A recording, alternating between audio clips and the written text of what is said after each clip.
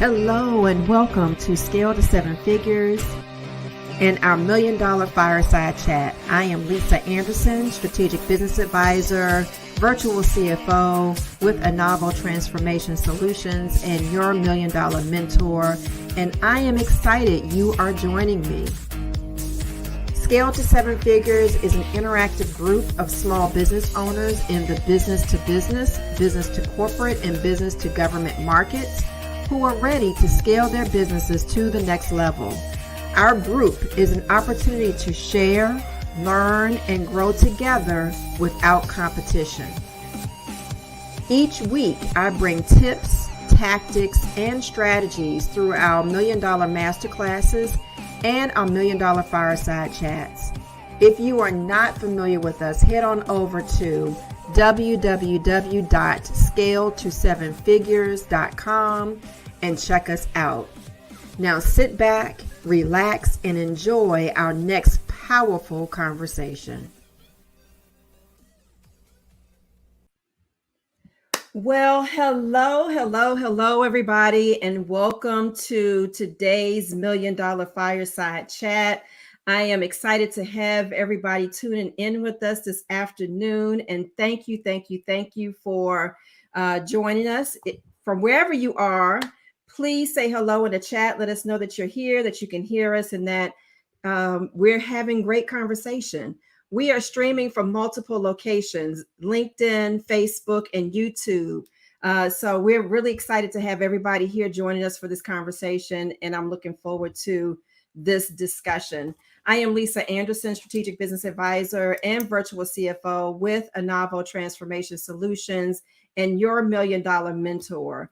And our theme for the month of October is capacity building and how ingrained capacity is in your business. I mean, the answer to everything is regarding capacity, everything.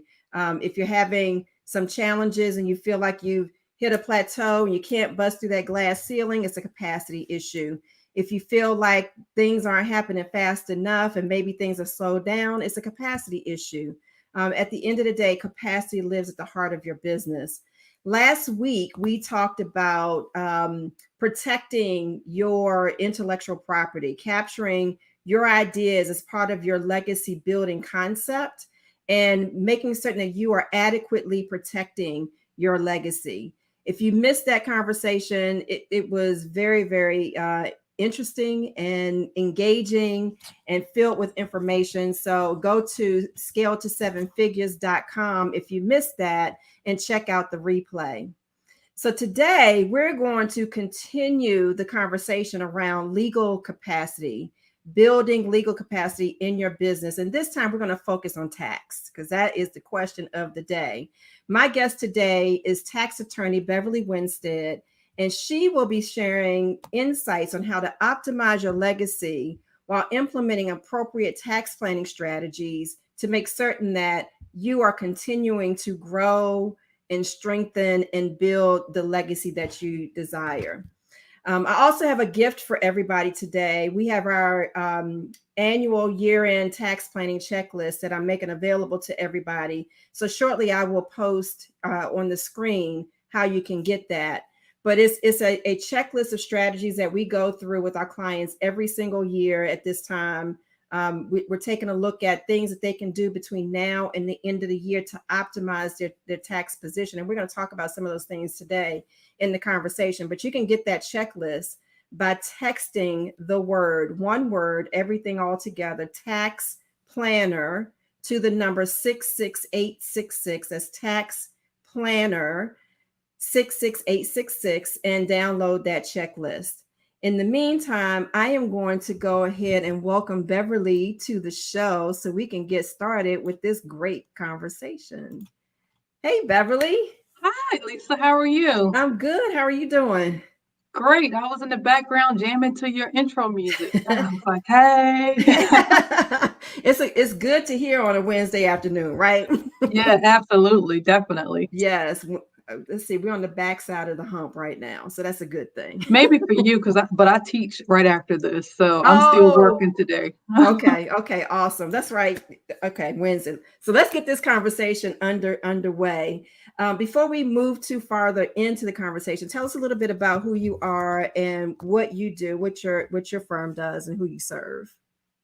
Well, first of all, let me just say thank you for having me. It's truly an honor to be in such great company and such a powerful legal mind, well, tax mind, and wanting to help businesses grow and develop. So, thank you. It's an honor to be here. A little Absolutely. bit about myself. Beverly Winstead. I am a tax controversy attorney. What that means basically is we help a lot of people who have problems with the IRS. So you could owe IRS a bunch of money. You could be going through audit. You could be facing some type of adjustment with the IRS, and you feel that it's wrong. So we go litigate in tax court. Those are the kind of things that we do. We also do bankruptcy, a little bit of estate planning. In addition to having a firm here in the Washington, D.C. area, I also teach the tax clinic at the University of Maryland School of Law. And through the clinic, we help people who can't afford to hire attorneys. Mhm. So let me ask you, how does one get into a tax controversy? So it really Oh, can many happen a number ways. of ways, right? So sometimes people go to really bad tax preparers and it's self-inflicted. So when I say self-inflicted, it's because they chose that particular tax preparer. So if you go to a really bad tax preparer, sometimes people just put things on a tax returns that are really not accurate, and IRS could audit you. So that's Mhm. one way. The other way is just sometimes IRS randomly audits people, and you have to have documentation substantiation to support the deductions that you have or the positions that you claimed on your tax return. And then the third way is sometimes people just make a lot of money or they make money and they just can't afford to pay their taxes. They get into some type of financial dilemma and just really can't pay IRS back. Yeah. So it's not really necessarily that many people are trying to avoid tax. It just happens. It It may. happens. Sometimes people just don't know their tax. They have certain tax obligations. I've seen that, and I've seen that actually with highly educated people. When it comes to business owners, sometimes people don't work with an advisor like you or I up front, Mm, and they don't have an understanding that they have to make estimated tax payments. mm, All right, so they can get caught with a huge tax bill at the end of when it's time to file their tax return. The other way we see people are improperly structured, and they end up paying much higher taxes or owing a lot more taxes than what they should. And then I can foresee with PPP loans, and mm. we're talking about this on Monday, that people are going to be in tax trouble because they don't realize that once you get the PPP funding, the right now as the law stands, the payroll or rent or utilities, whatever you use the PPP funds, are not deductible. Hmm. And so we can envision people having much larger tax liabilities at the end of the year. So let's start with that end in mind because there's been a lot of confusion about the PPP. A lot of companies and business owners have had a lot of questions about that, and just wondering how could that relate or result in a tax consequence when forgiveness is a grant that's not taxable. So can we talk about that result and what kind of leads to why it's important that they manage right now if it's not supposed to be a taxable occurrence. So That's let kind me of just say my this. I'm going to go ahead because you said at the beginning of the show that you're going to give a list of tax planning strategies that business owners can use, that you commonly use when you're dealing with business owners. So I'll say, if there's never been a time more important to do tax planning Mhm. with an advisor, this year is definitely going to be the year, especially if you got idle funding. Yeah. So remember, if you got, I mean, not idle, PPP funding, not idle. Some people may have gotten IDIL funding, but definitely for PPP funding. And the reason why is because IRS has stated publicly that the way they are interpreting the law is that if you use PPP funds and the funds are converted to a grant, which remember, PPP can be a loan or a grant. Right. Most people are definitely trying to get it into the category of a grant, right? So if it's converted to a grant, then what you have now on your hands is a situation where if you use PPP funds, again, for payroll, for mortgage interest, for rent, you will no longer be able to deduct those expenses for the funds for the funds, right? So an example would be, hey, if I got a PPP loan of $100,000 and I use that $100,000 to pay my employees, which is what Congress said it had to be used for, generally that's what it had to be used for. Guess what? When you get ready to do your tax return, you will not be able to deduct $100,000 in payroll expenses. So because of that, guess what? Your net income is going to be $100,000 higher than what you anticipated. Yep. Unless you do some tax planning. Mm-hmm. So that's why I say it's going to be important for you to sit down with an advisor like Lisa or myself to really figure out how you can reduce your tax bill as much as possible. Yeah, absolutely.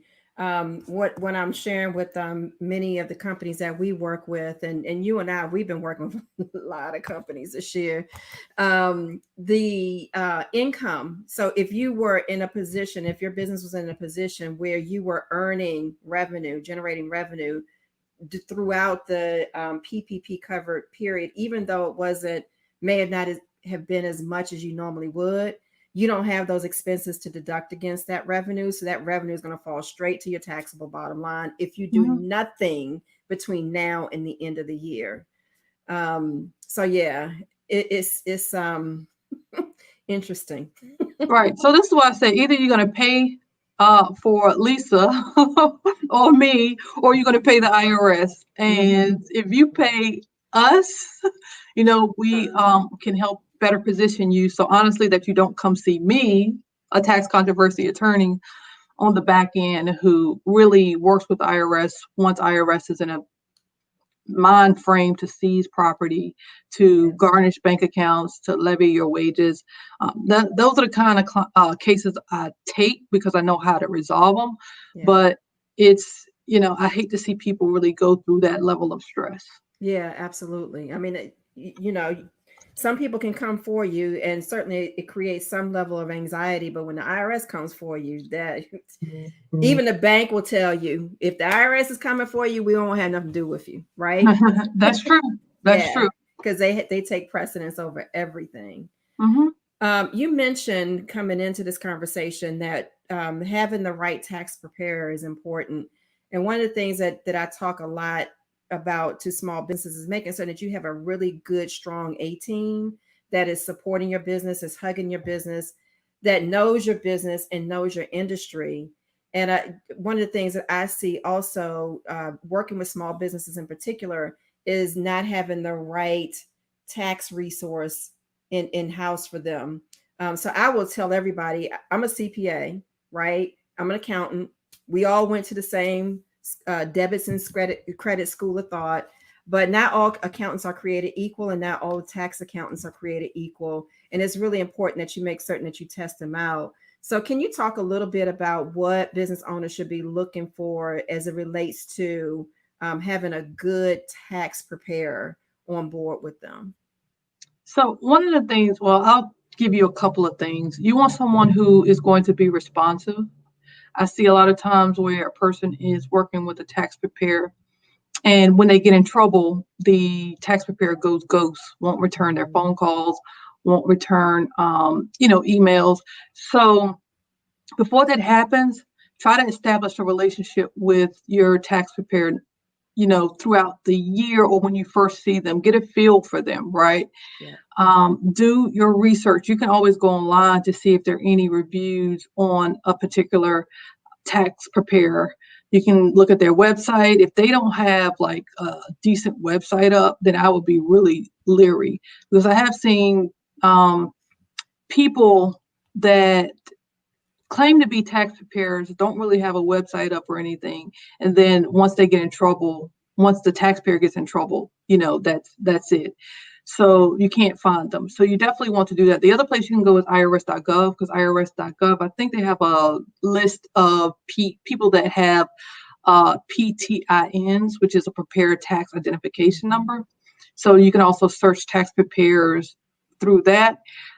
Sometimes you can rely on word of mouth of trusted people. I'll say trusted, but I say that with caution, because Right. I've seen instances where people go to someone who their buddy recommended and, really got screwed over. So I'm a huge proponent of going to someone who has a license, Mm-hmm. because licensed people can be disciplined. So Lisa has those 3 letters behind her name, CPA, right? That's right. And so if she, makes a mistake or does something that's unethical, guess what? She has a licensing board. The same for me with my 3 letters, ESQ, right? I have a licensing board. The other thing people who are licensed tend to have is malpractice insurance. Yeah. When people are doing a lot of returns, right, mistakes are bound to happen, right? It's just the nature of the beast, right? So you want someone who has malpractice insurance. So if they make a mistake on the return, guess what? You just want to send it over, and then they say, you know what, I did make a mistake. Let me take care of it, right? Mm-hmm. And the third thing you want to know is you want to know that person's policy when they make a mistake. Yeah. You want to know that if they do make a mistake, that they are going to take responsibility for it, right? You don't want to be in a situation where you are fighting with a tax preparer who made a mistake. The mistake is actually costing you an additional $2,000-$3,000. And now you're the person that has to pay. Because guess what? IRS doesn't care that it was the preparer that made the mistake, right? Because you're the person that chose to prepare. IRS is going after you. Yeah, absolutely. Those are really great tips. Really good places to go and look. Okay, so let's ask the question of the day. So I've been polling my community, just far and wide, and asked them, what's your most pressing tax question right now?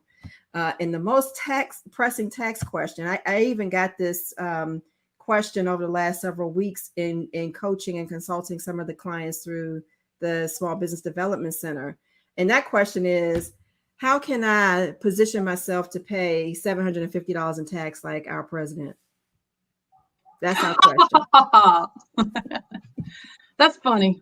That's all I can say. So one thing that you can, let me just say this, you certainly can do that, because it can happen. But what people don't also understand is that Donald Trump, guess what? He has been going through an audit for 10 years. Mm-hmm. So just because he paid $750 doesn't mean that his life is stress free.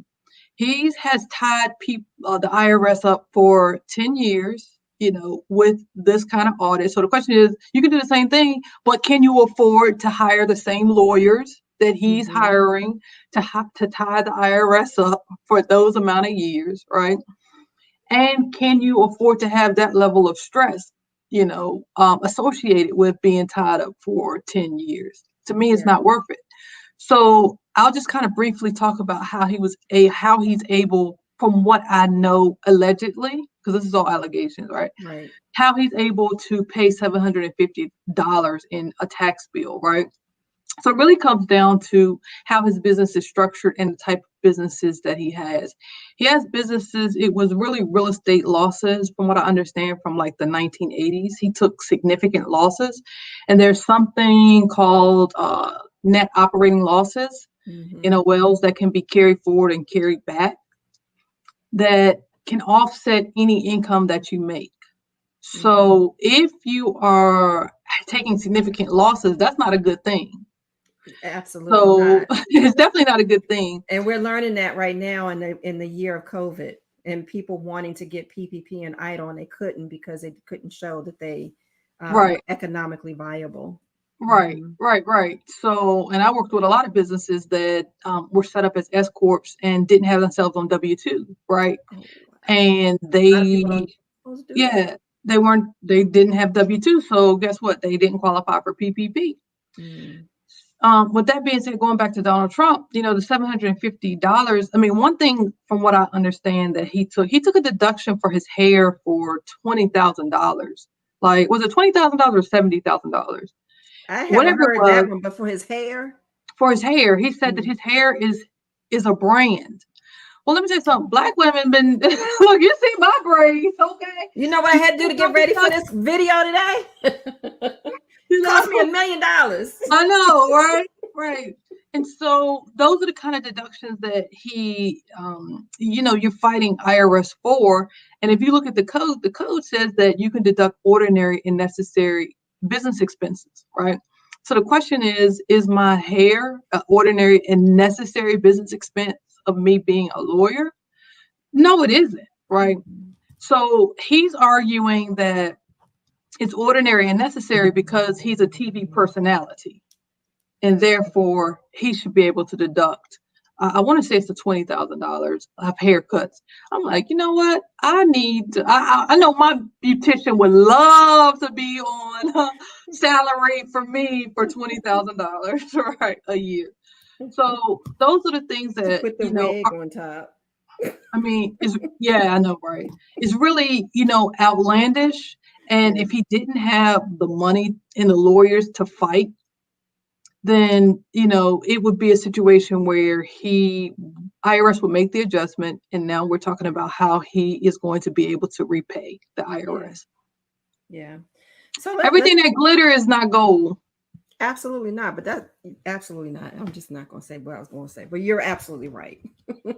Yeah. So let's talk about what small business owners should be doing right now to optimize their taxable position and optimize their legacy brand. What Okay. should they be doing now? What's the appropriate thing? Some recommendations for them to start thinking about currently. Number one, they need to reach out to their tax advisor, and they should be scheduling an appointment immediately to discuss, what their year end looks like, to get a projection on what their tax obligations may be. They definitely need to understand what the tax obligations. Mhm. We're doing my firm. We're spending time between now and Thanksgiving scheduling people, getting people in to talk about tax planning. I'm sure you have your own set schedule also, Yeah, Lisa, we've been doing where this you're since meeting with people. two Right, weeks so far. Hmm. right. So you definitely, absolutely, to me, that is probably the most critical thing that you can do. It'll help you. This is, my slogan: keep the cash and the IRS off your assets, right? And I so the like more that. cash you keep, the better chances you have to build your legacy, right? And I know you're all about legacy building, Hmm. and I'd rather pay, like I said, invest. I won't even say the word. I don't like to use the word pay, right? I'd rather spend a couple of $100, invest a couple of $100 with Lisa or Beverly to really understand what my tax position is. Because if I can save $20,000 at the end of the year, guess what? I'm taking that $20,000, I'm putting it in the market because Yeah. the stock market right now is crazy in terms of Hmm. returns.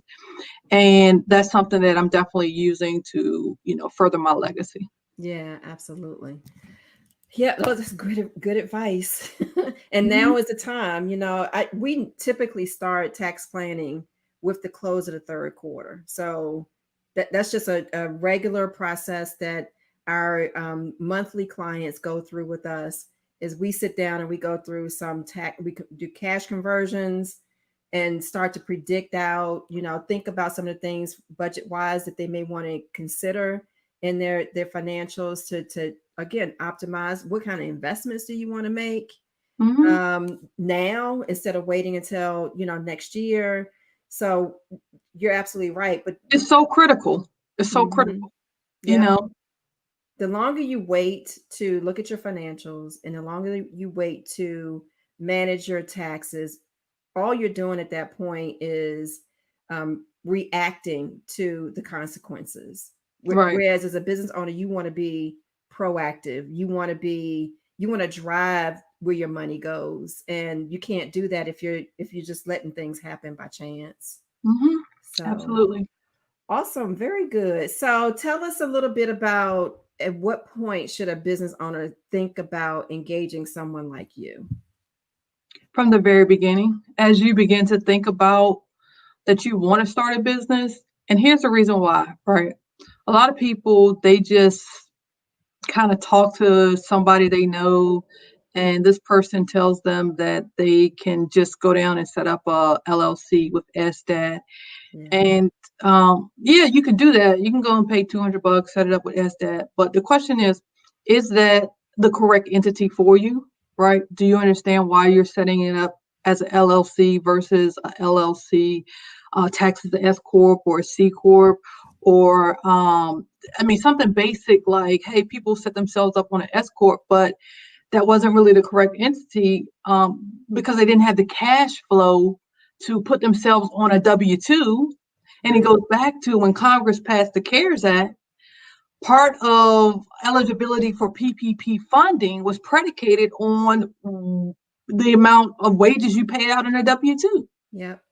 So Hmm. again, it's about investing a couple of $100 to sit down and talk to a knowledgeable tax advisor that can say, look, this is how you should set it up.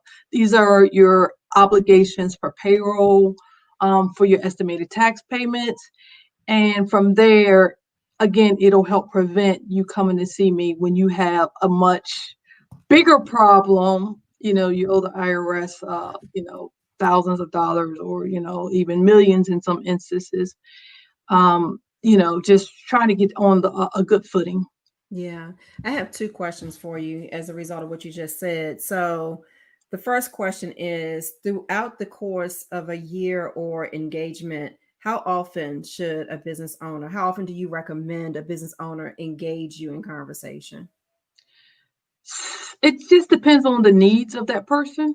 So Hmm. if a person is, like I said, just starting up, I definitely say engage someone when you're first starting up, and then probably year end would be sufficient, right? Hmm.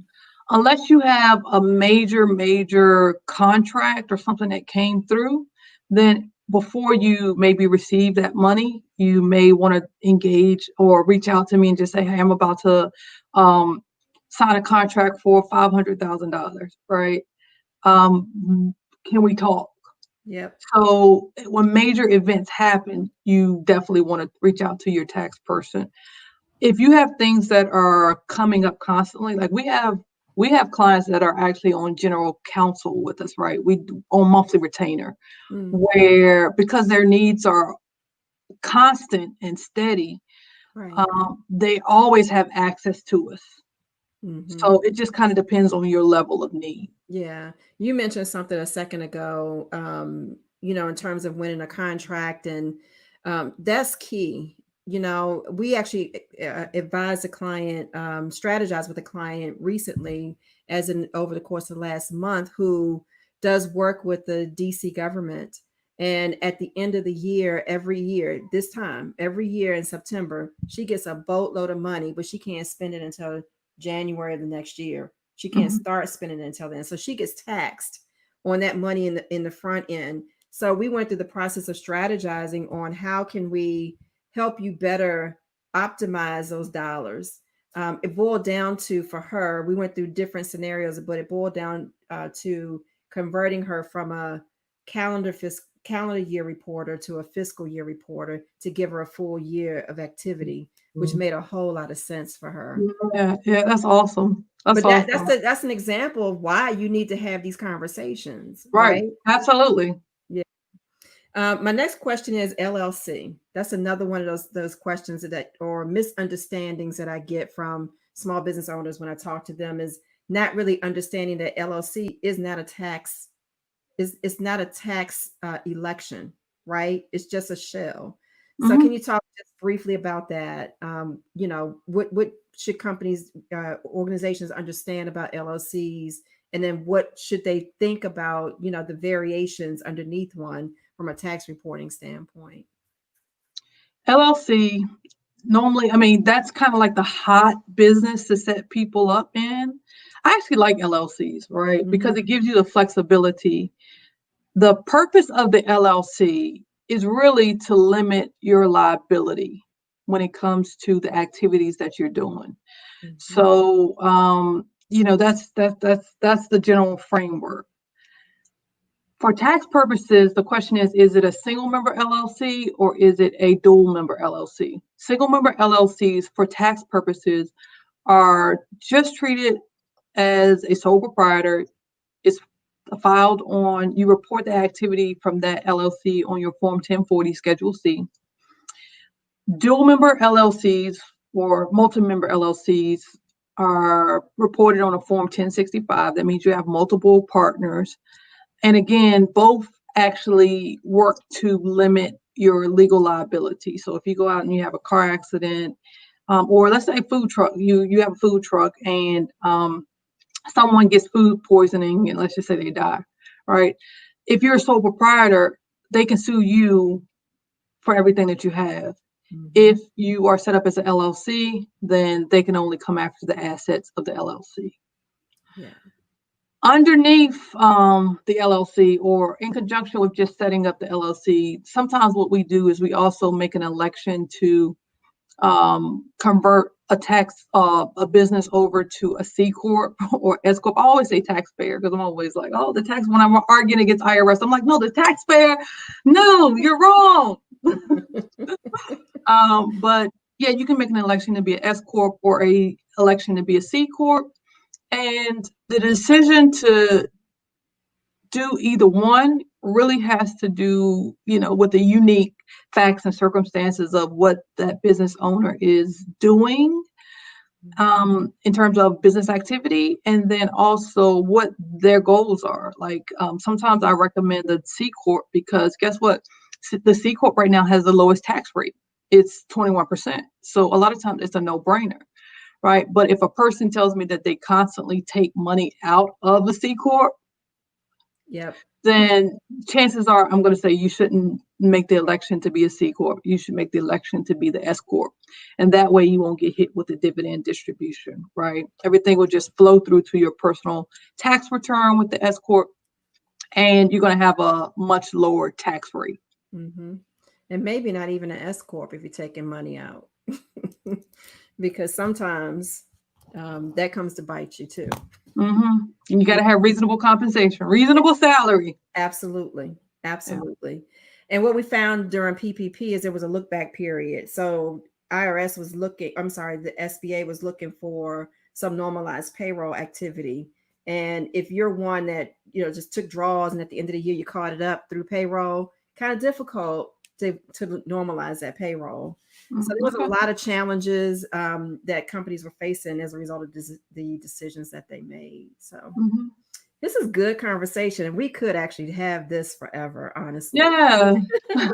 We should turn it into a happy hour. We should This is water, though. This is water because I teach next. I told you that. Yes. Well, listen, I'm not going to hold you because I know that you teach, and I do appreciate you joining us this afternoon because this is really good conversation. We'll have to do this again.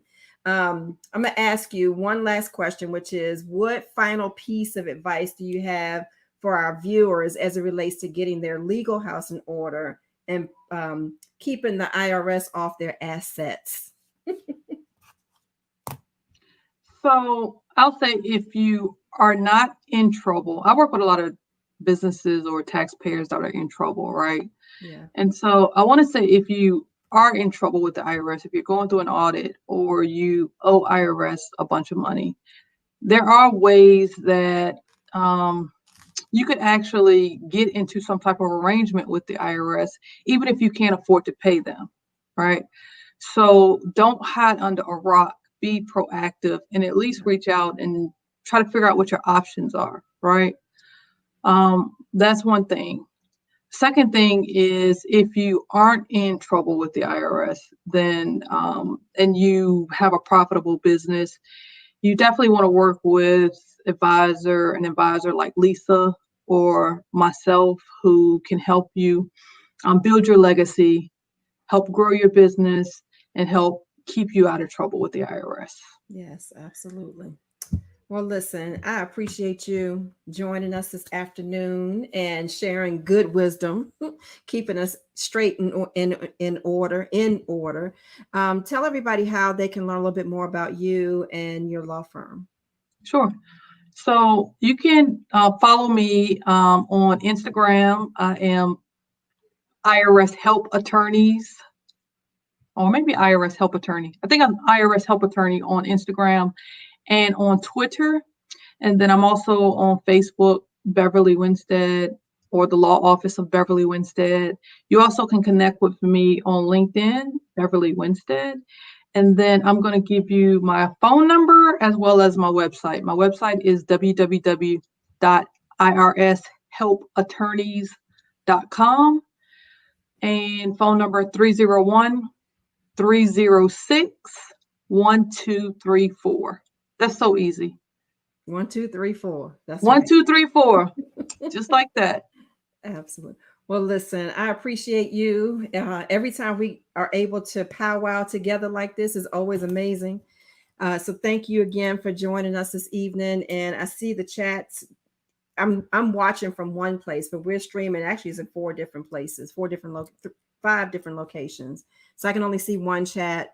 And there's a lot of comments scrolling through. I see a couple of tax preparers on the line as well. So thank you again for sharing so much great wisdom. And I look forward to us powwowing again soon. Okay. Thank you All so right. much. Take All right. care. Bye-bye. Thank you. All right. So that was Beverly sharing lots of great information with us this afternoon on how to keep the IRS off of our assets. And I always tell my clients, and some of you who are in my community saw this today, but when you're in business, you have to pay to play. And it's absolutely true as it relates to taxes. You want to pay resources, invest in resources to help make certain that you're optimizing your tax position. But at the end of the day, if you're making money, you're going to have to pay. You're going to have to pay tax. You're going to have to pay somebody. And so if you're in the process of building a legacy, you want to make certain that you are putting real strong, solid strategies in place that will help you continue to grow that legacy that can't be taken away or penalized at some later time in the future. So I want to share with you one more time, make certain that you download the free guide that we have available to you. It's our year-end tax checklist. And on the screen, I have what you should do. You should text one word, tax planner, all together, tax planner to 66866. And you can download that tax planner and just start looking through that and determine, what can you do today to start investing in your taxable future? Or I'm sorry, start investing in your legacy and optimize your tax position. So I want to thank you all for joining me this evening. I hope you will join me again next week, next Wednesday at 4:30. We will continue the conversation on building your legal capacity. I will have my friend Kelly Charles Collins with me. She's an arbitrator, and she's going to talk about how to protect your legacy without having to go to court, which is a phenomenal conversation that you don't want to miss. So join us again here next week. And until I see you next week, I am Lisa Anderson, strategic business advisor and virtual CFO with the Novel Transformation Solutions and your $1 Million Mentor. Thank you all for watching, and we hope to see you next week.